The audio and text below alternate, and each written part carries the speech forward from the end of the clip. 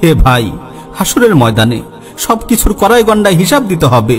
সেদিন মানুষ তার কৃতকর্মের নিখুঁত বিবরণ সম্বলিত আমলনামা দেখে আশ্চর্য হয়ে বলবে, ইয়া ওয়াইলাতানা মা লিহাযাল কিতাব লা ইউগাদিরু সাগীরাতান ওয়ালা কাবীরাতান ইল্লা আহসাহা। হায় আফসোস, এটি কেমন আশ্চর্য কিতাব! ছোট বড় কোনো আমলই তো এতে বাদ দেওয়া হয়নি। সবকিছুর হিসাব এখানে আছে। ছোট থেকে ছোট সওয়াব আর ছোট থেকে ছোট গুনাহ কিছুই বাদ যাবে না। সবকিছু নিখুঁত ভাবে সেদিন হাজির করা হবে। ফামান ইয়ামাল মিসকালা যাররাতিন খায়রান ইয়ারা ওয়া মান ইয়ামাল মিসকালা যাররাতিন শাররান ইয়ারা। কেউ অনুপরিমাণ নেক কাজ করলে সে তা দেখতে পাবে, আর কেউ অনুপরিমাণ গুনাহের কাজ করলে সে তাও দেখতে পাবে।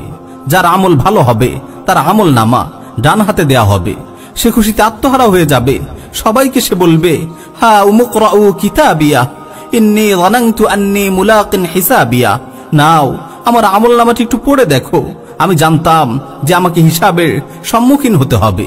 তার স্থান হবে সুউচ্চ জান্নাতে। যার ফলসমূহ অবনমিত থাকবে তাদেরকে বলা হবে, পানাহার করো তৃপ্তির সহিত দুনিয়ার জীবনে যে আমল তুমি করেছো তার বিনিময়ে। আর যার আমল খারাপ হবে তার আমল নামা দেয়া হবে বাম হাতে। সেদিন তার আফসোসের কোনো শেষ থাকবে না। সে বলবে, ইয়া লাইতানি লাম উতা কিতাবিয়া ওয়া লাম আদরি মা হিসাবিয়া ইয়া লাইতাহা কানাতিল কাদিয়া মা আগনা আন্নি মালিয়া হালাকা আন্নি সুলতানিয়া। হায়, আমার আমলনামা যদি দেয়াই না হতো, আর আমি যদি আমার হিসাব না জানতাম। হায়, আমার মৃত্যুই যদি আমার শেষ হতো।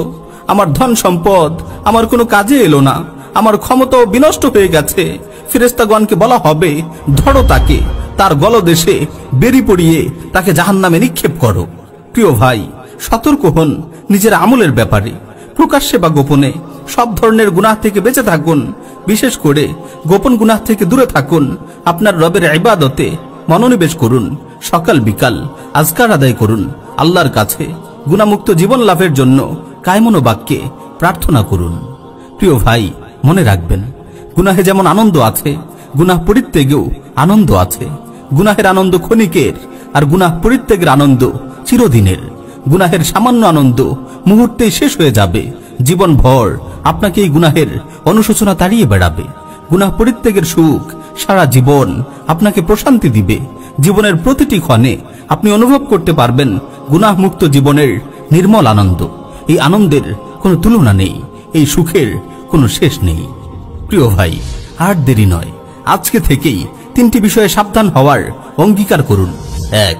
আমল করার সময় খেয়াল রাখুন আপনি আল্লাহ তাআলার দৃষ্টিসীমার আওতায় রয়েছেন। 2. কথা বলার সময় খেয়াল রাখুন আল্লাহ আপনার কথা শুনছেন। 3. মৌনতা অবলম্বনের সময় মনে রাখুন আল্লাহ আপনার অন্তরের খবর জানেন। আল্লাহ তাআলা আমাদের আমল করার তৌফিক দিন। আমিন ইয়া রাব্বাল আলামিন।